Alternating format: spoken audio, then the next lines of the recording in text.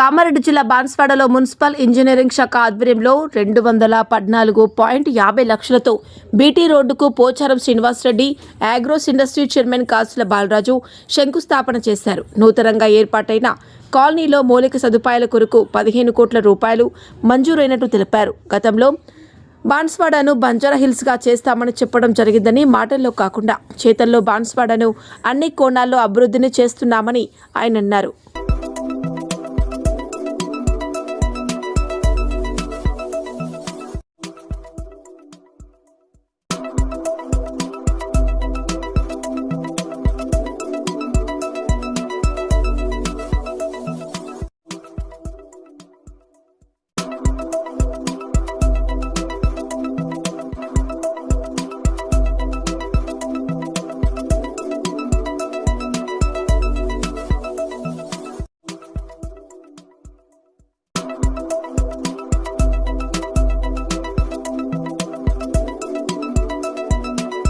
సంవత్సరాల క్రితం వేసినటువంటి రోడ్లు ఉన్నాయో వాటిని ఇంప్రూవ్ చేయడానికి టీయూఎఫ్ఐడిసి స్కీమ్స్ కింద 2,14 లక్షలు శాంక్షన్ అయింది.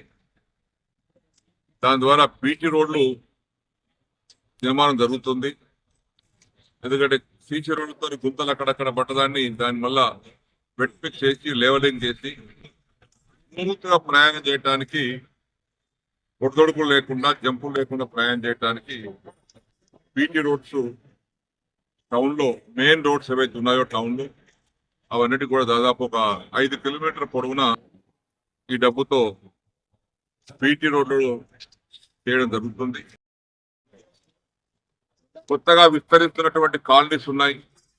వీటన్నిటి దృష్టిలో పెట్టుకొని ఆయా ప్రాంతాలలో సీసీ రోడ్ వేసుకోవడానికి కోసం కానీ, గృహకాలు నిర్మించడం కోసం కానీ, మధ్యైనటువంటి ప్రాంతాన్ని డెవలప్ చేయడం కానీ, ఇక్కడ ఉన్నటువంటి ఇతర మౌలిక సదుపాయాలు పెంచుకోవడానికి కోసం కానీ మరొక 15 కోట్లు మంజూరై ఉంది.